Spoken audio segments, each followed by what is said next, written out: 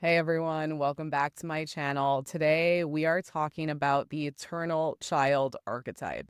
So if you're somebody who craves freedom over rules, if you feel like there's kind of a rebellious quality to your personality, if you are creative, kinky, queer, neurodivergent, I find that a lot of folks that identify this way tend to at times perhaps struggle with this eternal child complex. In Jungian psychology, we call it the puer eternus or the puella eternus, which just means the eternal boy or the eternal girl. And at times, this can cause people to get emotionally or developmentally stuck in this kind of Peter Pan syndrome or this manic pixie dream girl or kind of helpless archetype. But I want to say this before we get started. I am not judging this at all. A lot of puers or puellas or these eternal child archetypes tend to be incredibly creative. They're charming, they're fun, they're just like delightful to be around. And some of the best creative types will hold this archetype. So it's not something you want to eradicate, but it's something that you want to hold into balance because this can very quickly become a shadow blind spot that shows up in your relationships or the way that you go after goals. Sometimes I find people that are struggling with the eternal child will sabotage relationships or stability or be really drawn to chaos. And this is because deep down inside, there is a fear of limits. There's a fear of constriction. Now, again, Jungian psychology, it tends to still have these gendered archetypes, but I do like to point them out because we live in a society with gender stereotypes. However, I find that folks that are queer or perhaps don't really fit into this gender binary can still fall into this eternal child archetype, and it might show up as a little bit of the puer or the puella and have a little bit of both the masculine or feminine qualities or one or the other. But I find that especially people that are operating outside of the binaries of society are more likely to fall into this child or immature archetype. And this is because of the rejection of that binary of like what we have as the blueprint as the adult roles in society. So instead of creating our own adult roles that maybe fit our personal life path a little bit better, I find this a lot too with people who definitely don't want a traditional type of system either. Maybe they don't want to have children, or perhaps they're polyamorous, or the typical, this is what it means to be a responsible adult archetype, like really does not fit their life path. And this is where things can get shadowy because by default, then people are rejecting this responsible archetype. And especially too for people that don't want to have children or perhaps maybe can't have children,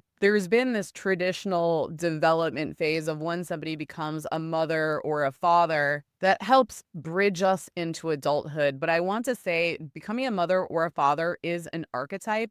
And it doesn't mean that you have to have a physical child. You can start a business. You can take care of your community. You can create an organization or something meaningful. Okay, I'm going to back up a little bit. We're going to be going into some of the traits of the eternal child in more detail. Okay. Deep longing, but little rootedness. Magical thinking without action. Seduced by chaos and allergic to structure or discipline. There's lots of fantasies perhaps about being rescued, being discovered, or being seen. And the way that this shows up in our romantic or relationship life is that we're projecting our inner repressed archetypes onto lovers. So you can think of this as like the artist's muse or the daddy archetype, or it's a divine counterpart, it's a twin flame, or the partner has this like savior type of quality. You can see when we're stuck in the shadow of the eternal child, we really do project these mommy, daddy, disciplinarian, or repressed masculine or feminine archetypes onto another partner and making them incredibly special.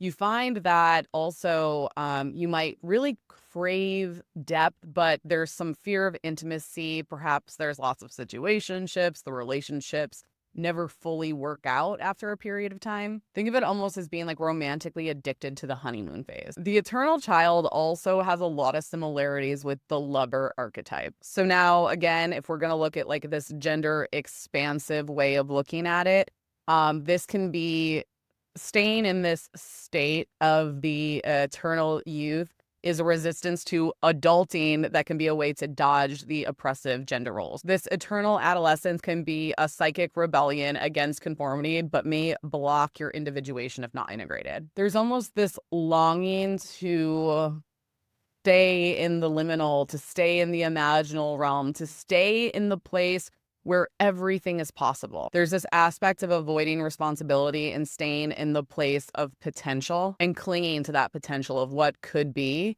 at the expense of actually building a life. But really at a psychological level, the ego is afraid. Basically, it's safer to dream than to do. But really, it depends on your early life conditioning as well. Your ego might find responsibility to be dangerous or self-abandoning. If when you were younger, you were punished a lot for making mistakes or didn't actually get to experience a lot of childlike joy and expansion, you might be trying to make up for that unconsciously in your adult life. And instead of stepping into adult agency, the ego kind of regresses and wants to stay in this fantasy land, basically.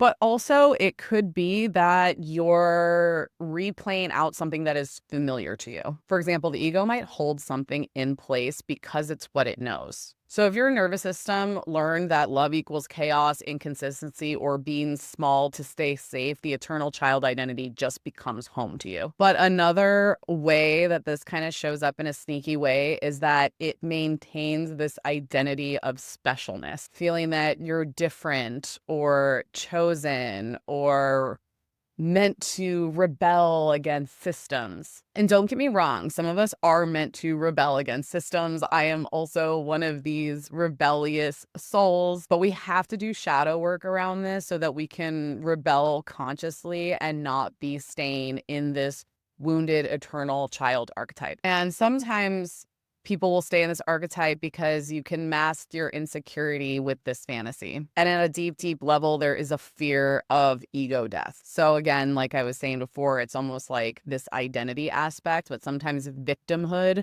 can be a part of this, or feeling like, oh, I've been othered so much in my life that you really kind of hang on to this helpless victim type of narrative.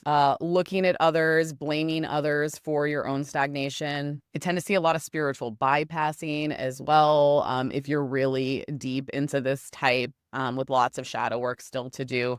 So this can be people that are doing medicine journey after medicine journey and never actually integrating any of their insights. There's almost like this endless seeking that never comes to a resolution. Another one is just reenacting your childhood wounds in your life, in your career, with your romantic partners over and over and over again, and not actually seeing that that's what's going on. So how do you get past this? How do you bring in your inner adult? So in my practice, we do some of this work where we work with the mother and father archetypes to essentially reparent parts of our psyche that are still acting out.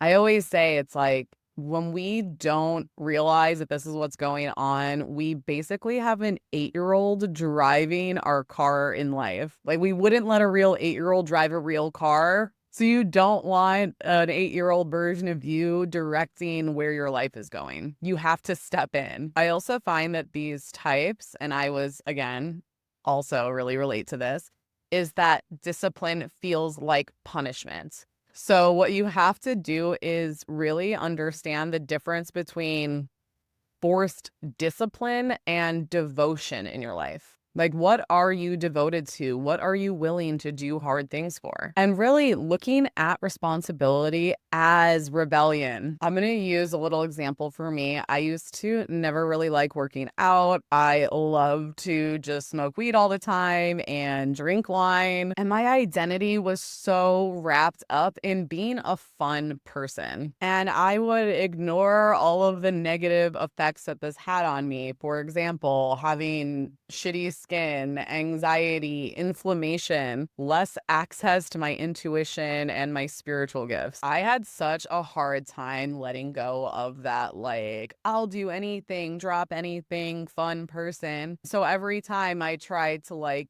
eat better or maybe take a break off drinking, it felt like I was punishing myself. But now I look at these things as acts of self-love and devotion to my purpose, to my spiritual goals, to who I'm here to serve. You truly can't rebel against a system unless you do have your own self-devotion, self-discipline, whatever you want to call it. You have to be sovereign in yourself. You have to be a captain of your own ship. But also, with all that said, if you want to stay in this eternal child archetype, nothing's stopping you. In fact, of course, I'm going to bring it back to kink. There's lots of people that will play out a lifestyle daddy or mommy dom and a little or a submissive or a darling type of relationship. And in that case, hey, everything's really complimented, you know, like some people's path is to perhaps play out a specific archetype in life, and that's what feels correct to them. So I will also say is if you found a way to make this eternal child archetype work for you in a way that feels fulfilling, by all means do it. I will also say, though, this is where kink and BDSM can have a therapeutic aspect, that you could maybe even do this in play with scenes with a professional dom, where you can take on being that child archetype and being disciplined by a mommy or daddy dom and like really let that eternal child out in a very conscious way so that it's not coming up in these unconscious ways in your life that's sabotaging you. This is why kink and BDSM can be so beneficial, because you can play out these shadow aspects in a container, give them conscious attention so that, again, they're not running programs without your knowledge, sabotaging your life in ways that you do not want. But this is like all shadow work, right? It's like, how do we bring these things conscious and give them voice, give them acceptance, let them exist in our conscious mind? I know another aspect for me, someone who struggled a lot with being the eternal child, the manic pixie dream girl, miss fun times all the time, doing mommy dom work and actually expressing my mother archetype through kink did have rippling effects with how I mothered myself and other people and the community. And it was a way to just bring the mother archetype into my own identity and expression.